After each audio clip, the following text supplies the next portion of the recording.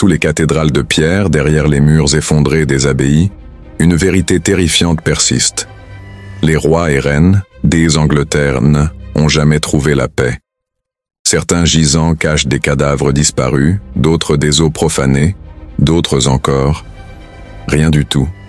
De Guillaume le Conquérant, dont le corps éclata sous la pression de son cercueil, à Harold Godwinson, dont la dépouille a peut-être été effacée à jamais, chaque tombe royale est un mystère, chaque mort une énigme. Mais pourquoi l'Angleterre est-elle hantée par l'intranquillité de ses souverains? Et si les rois d'Angleterre ne reposaient jamais vraiment? Dans la pénombre des siècles oubliés, sous la brume des landes anglaises, s'élève un récit que peu osent murmurer. Des rois puissants portés au sommet par l'acier et le sang des reines auréolées de gloire et de silence, tous ont fini de la même manière, couchés dans la terre prisonniers de sépulcres dont les pierres tremblent encore de secrets. La grandeur des anglo-saxons, la brutalité des Normands, éclat de couronnes forgées à coups de conquête, tout cela a conduit à une question terrible. Que reste-t-il de ces souverains quand le souffle est éteint, quand les linceuls se ferment, quand les chants s'interrompent? Leur mort n'était jamais un simple passage, elle bouleversait royaumes et croyances, transformant chaque tombe en énigme. Mais pourquoi certaines sépultures furent-elles profanées? Pourquoi d'autres, mystérieusement, semblent avoir disparu à jamais? L'ombre des rois d'Angleterre n'a jamais quitté leur tombeau. C'est avec Edwin, plus connu sous le nom d'Æthelstan, que commence le vertige de cette histoire. Premier roi à régner sur une Angleterre unifiée, il mourut en 939, dans une atmosphère de ferveur religieuse et de tension politique. Ses restes furent déposés à Malmesbury Abbey, un lieu qu'il avait lui-même comblé de dons. Mais pourquoi avoir choisi une abbaye reculée plutôt que Winchester, capitale royale traditionnelle? Était-ce un testament secret, un signe de défiance envers la lignée de son père? Les moines eux-mêmes parlaient d'une présence étrange, comme si le roi ne reposait jamais en paix, errant dans les couloirs de pierre la nuit venue. Des siècles plus tard, lorsque la dissolution des monastères ordonnée par Henri VIII réduisit Malmesbury à l'état de ruine, le tombeau du roi disparut. Où gisent aujourd'hui les ossements du premier roi d'Angleterre? La question hante encore les historiens. Avant Æthelstan, la mort d'Æthelred le Malavisé en 1016 avait déjà marqué un tournant. Sa réputation d'inefficacité, ses choix désastreux face aux invasions danoises, lui valurent ce surnom cruel. Mais sa mort, elle, fut enveloppée d'un voile funèbre. Il s'éteignit à Londres, lors d'une campagne militaire écrasée par les forces de Knut le Grand. Son corps fut conduit à Saint Paul's cathédrale, inhumé dans une crypte qui devait témoigner de la gloire d'un roi chrétien. Pourtant, aucun tombeau identifiable ne subsiste. Où repose Æthelred? Les bombardements de la Seconde Guerre mondiale et les reconstructions successives de la cathédrale effacèrent toute trace. Un roi maudit, effacé même de la mémoire de Pierre. N'est-ce pas une ironie sinistre? La mort des rois anglo-saxons n'était jamais une affaire purement spirituelle. Chaque décès soulevait un problème politique brûlant. Qui hériterait du trône? Lorsqu'Edmund Ironseed, fils d'Æthelred, succomba mystérieusement en novembre 1016, après avoir résisté avec un courage acharné à l'envahisseur danois, beaucoup murmurèrent qu'il avait été assassiné. Était-ce Knut lui-même qui avait ordonné sa mort? Était-ce une trahison au sein de ses propres rangs? Edmund fut enterré à Glastonbury Abbey, au lieu spirituel associé à Joseph d'Arimathie et aux légendes arthuriennes. Mais la tombe royale, comme tant d'autres, fut détruite lors des réformes du XVIe siècle. On dit pourtant que des fragments de sa pierre funéraire subsistent, dissimulés dans la maçonnerie. Si tel est le cas, ils seraient les derniers témoins d'une tragédie qui changea à jamais le destin de l'Angleterre. Puis vint Knut le Grand, le conquérant danois, qui imposa sa loi sur l'île. Sa mort en 1035 provoqua une onde de choc. Maître d'un empire s'étendant de la mer du Nord à l'Angleterre, Knut choisit d'être enterré à Winchester, dans l'Old Minster. Pourtant, son cercueil ne connut jamais le repos. Lorsque la cathédrale fut reconstruite en 1093, son corps, avec celui d'autres rois, fut transféré dans des coffres de pierre appelés mortuary chests. Mais en 1642, pendant la guerre civile anglaise, Les soldats parlementaires profanèrent ces reliques, brisant les coffres, dispersant les ossements. Mélangés, confondus, les restes de Knut, de sa reine Emma et d'autres rois anglo-saxons ne purent plus jamais être identifiés avec certitude. Imaginez, un empereur de la mer, réduit à un amas indistinct d'os anonymes, partagés avec ses ennemis.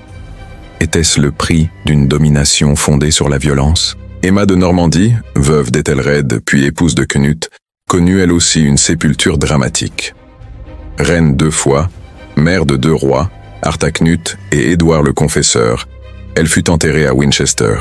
Ses ossements, comme ceux de son mari, subirent les outrages du XVIIe siècle.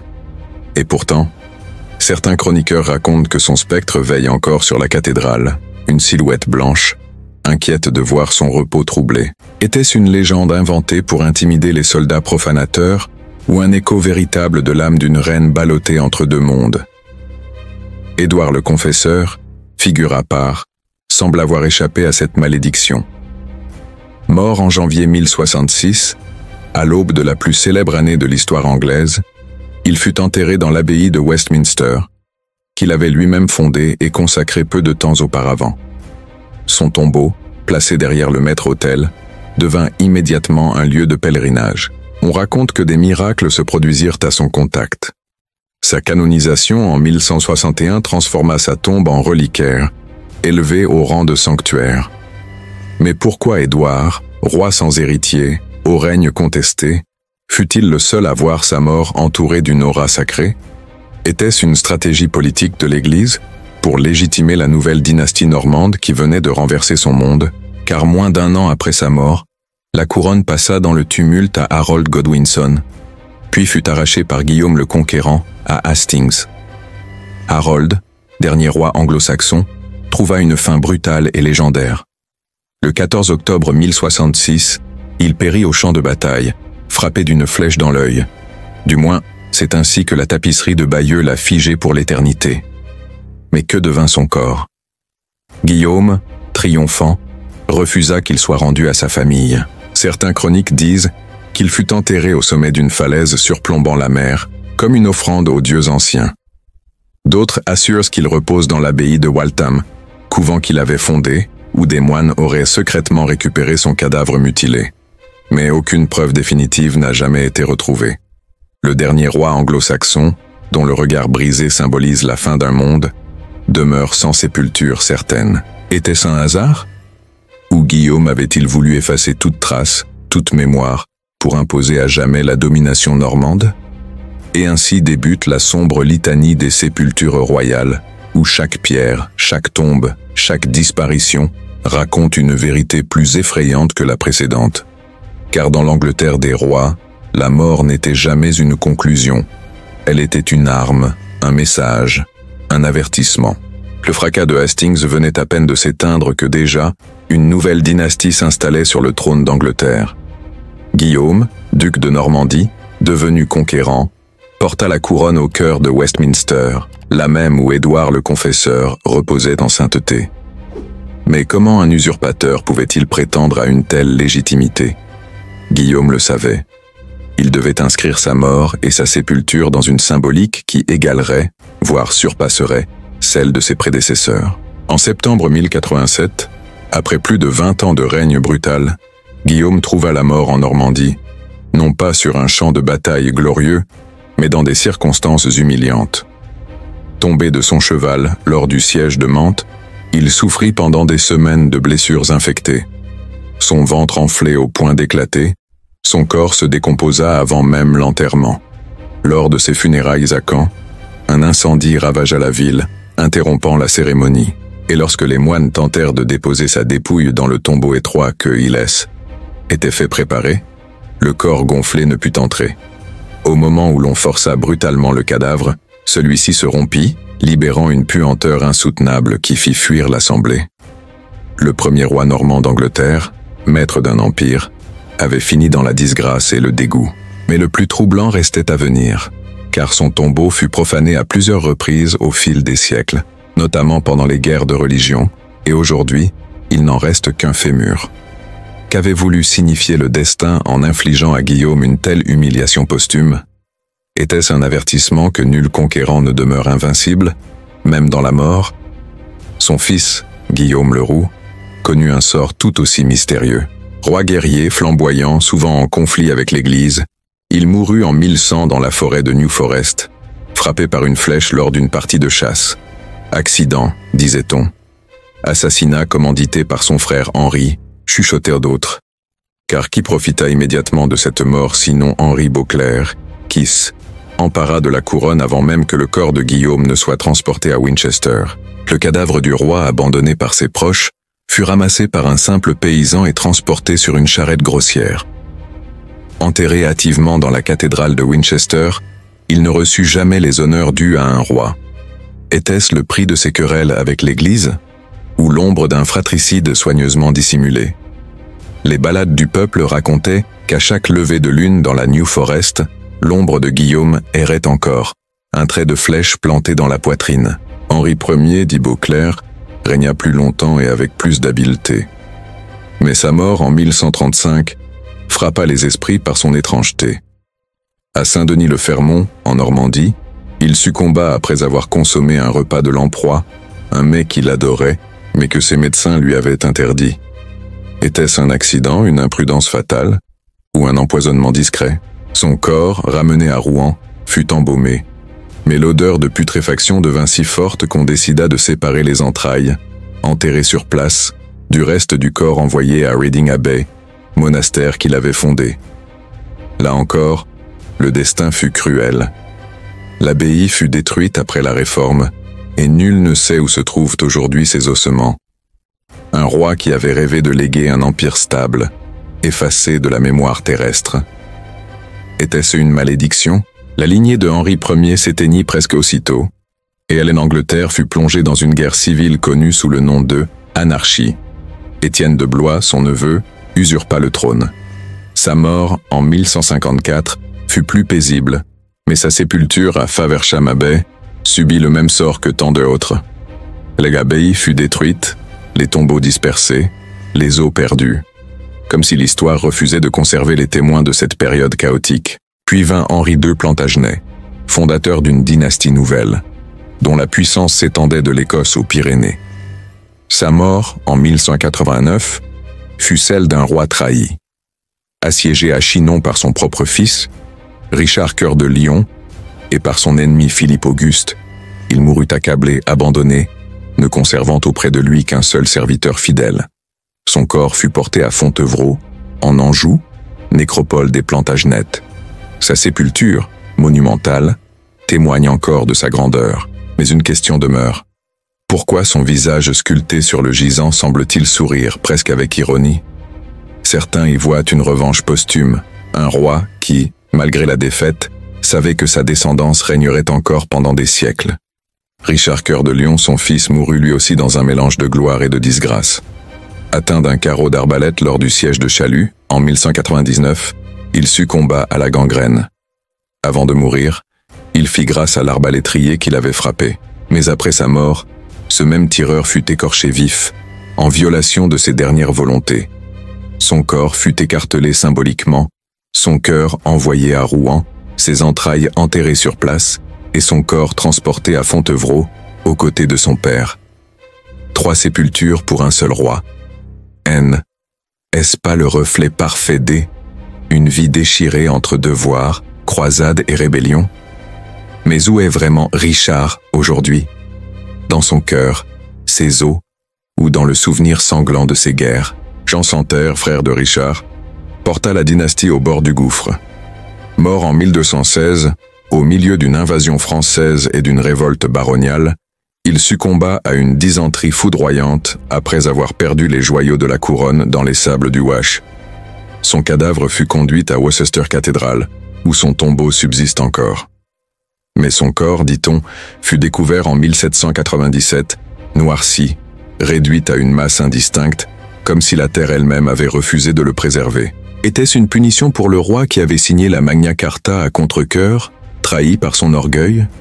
Ses fils, Henri III et Édouard Ier, prolongèrent la lignée.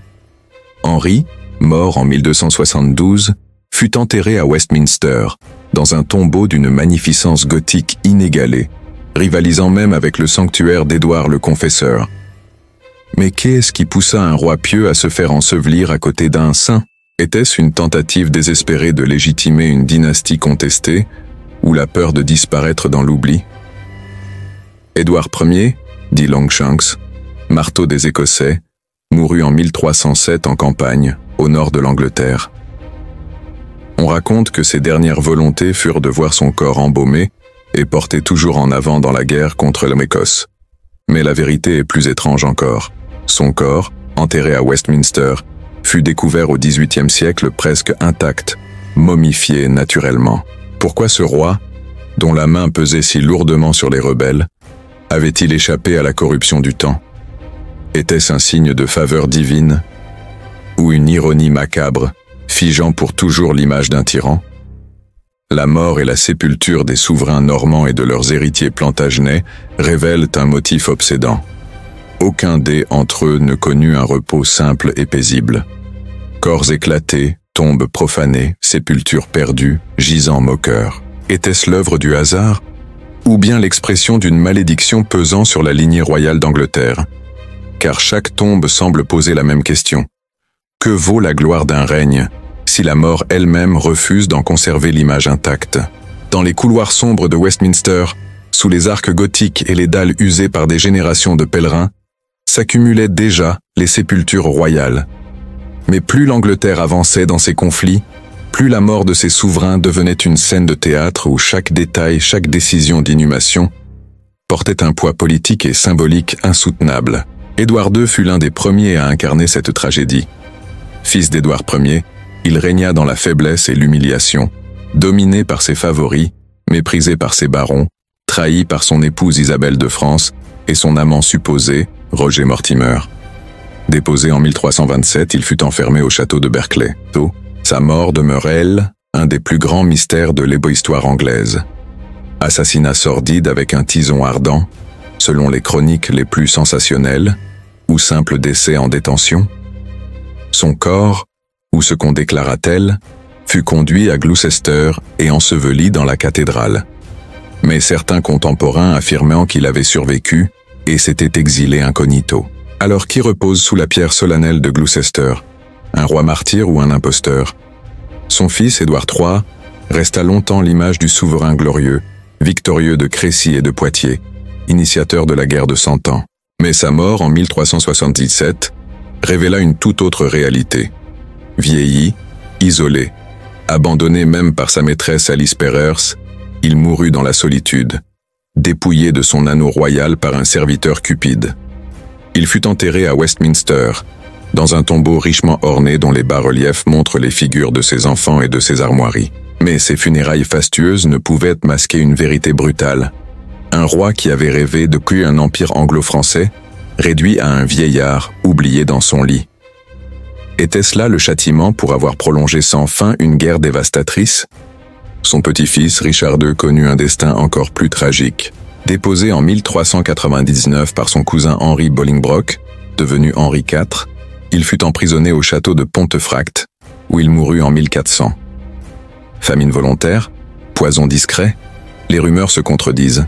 Ce qui est certain est que son corps fut exposé publiquement à Londres, pour étouffer les bruits d'un éventuel survivant. Inhumé d'abord à King's Langley.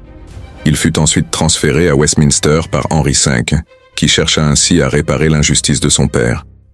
Mais le tombeau de Richard, splendide, n'effaça jamais la violence de sa fin. Et lorsqu'au XIXe siècle on ouvrit la sépulture, le squelette révéla un détail troublant. Le crâne portait des signes de traumatisme, preuve possible d'un meurtre sanglant. Henri IV, l'usurpateur, n'échappa pas lui-même à une mort chargée de symboles. Atteint d'une mystérieuse maladie de peau et de crises soudaines qui paralysèrent son corps, il mourut en 1413 dans la chambre de Jérusalem du prieuré de Westminster. Les chroniqueurs y virent un signe divin. On disait qu'il mourrait à Jérusalem, et la prophétie s'était accomplie, mais d'une manière inattendue et cruelle. Son tombeau à Canterbury Cathedral subsiste encore, mais son règne reste marqué par cette malédiction. Son fils, Henri V, au contraire, incarna le triomphe de l'Angleterre, Vainqueur d'Azincourt en 1415, maître d'un royaume franco-anglais, il mourut pourtant jeune, à 35 ans, en 1422, frappé par la dysenterie lors du siège de Meaux. Sa dépouille fut rapportée à Westminster. Mais les circonstances de son enterrement furent étranges. Ses entrailles restèrent en France, dans une petite église, tandis que son corps, embaumé maladroitement, empestait Londres au point que la procession funèbre fut abrégée.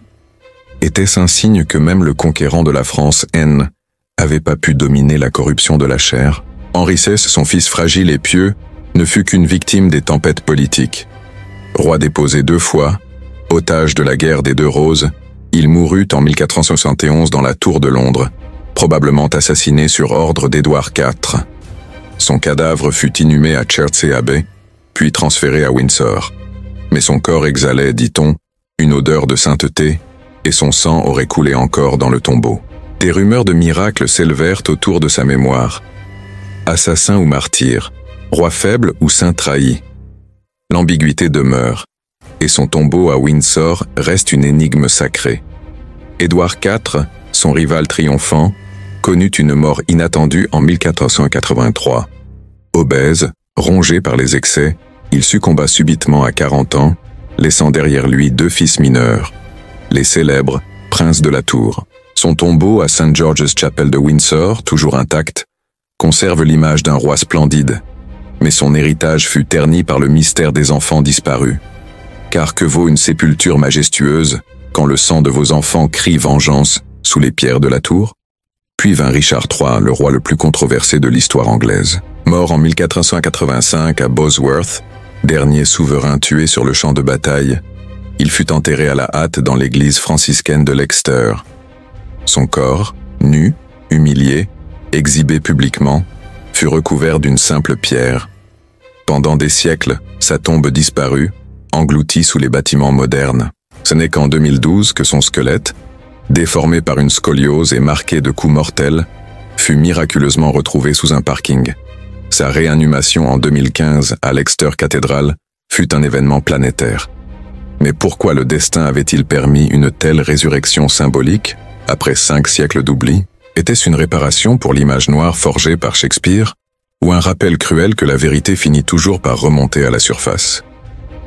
Ainsi s'achevait la lignée Plantagenète, engloutie dans le sang de Bosworth, remplacée par les Tudors. Mais avant que le récit n'avance vers cette nouvelle dynastie, il faut contempler l'étrange ironie de ces sépultures médiévales. Rois glorieux enterrés en hâte, usurpateurs magnifiés par des tombeaux somptueux, saints assassinés vénérés par miracle, conquérants réduits à l'odeur pestilentielle de cadavres mal embaumés. Chaque tombe semble être le miroir inversé d'un règne, comme si la mort révélait la vérité que la vie s'était acharnée à dissimuler. Car au fond, ces gisants silencieux murmurent la même interrogation. Les rois d'Angleterre régnaient-ils vraiment sur leur royaume? Ou bien n'étaient-ils que des acteurs d'un drame plus vaste, où la tombe, toujours, avait le dernier mot? Lorsque Richard III tomba à Bosworth, le sol des Angleterre se couvrit d'un nouveau sang royal, et la dynastie Tudor S éleva sur ses cendres. Mais cette dynastie, pourtant promise à un âge d'or, porta en elle la même malédiction qui hantait toutes les couronnes avant elle. La certitude que la mort, toujours, serait l'ultime juge. Henri VII, fondateur des Tudors, fit de sa sépulture une œuvre politique. Il érigea la chapelle qui porte son nom à Westminster, un joyau gothique flamboyant destiné à abriter non seulement son corps mais aussi Anne, avenir de sa lignée. Lorsqu'il mourut en 1509, usé par la maladie et les calculs rénaux, son corps fut porté dans cette chapelle comme dans un sanctuaire dynastique. Sa tombe, encore visible aujourd'hui, est entourée d'anges de bronze et de symboles de pouvoir. Mais derrière cette magnificence, la peur demeure.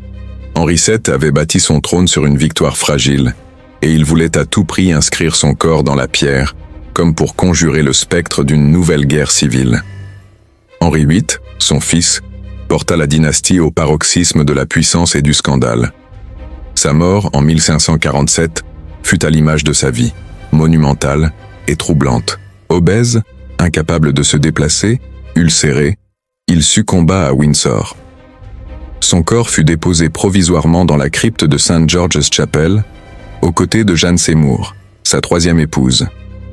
Mais le tombeau grandiose qu'il avait imaginé, avec statues colossales et marbre resplendissant, ne fut jamais achevé. Aujourd'hui, le roi le plus célèbre d'Angleterre repose dans une simple dalle, partagée avec sa femme et, ironie suprême, avec le roi Charles Ier, décapité un siècle plus tard. Pourquoi un souverain qui avait tout contrôlé, jusqu'aux entrailles de son royaume et au mariage de ses épouses, laissa-t-il son corps livré à une telle modestie? Était-ce la vengeance posthume d'un destin qui se rit des ambitions humaines? Édouard VI, son fils fragile, mourut à 15 ans, rongé par la tuberculose, en 1553. Son corps fut enseveli à Westminster, mais ses funérailles furent sobres, presque froides. Était-ce parce qu'il incarnait une foi réformée encore contestée, ou parce que la couronne déjà s'apprêtait à passer à une autre? Ses ossements reposent encore dans l'ombre de l'abbaye, anonyme parmi tant d'autres sépultures royales. Marie Eyre, dite la sanglante, trouva la mort en 1558, sans héritier, minée par la maladie et peut-être par un cancer. Elle fut enterrée à Westminster, mais son tombeau fut éclipsé par celui de sa demi-sœur et successeur, Élisabeth Eyre.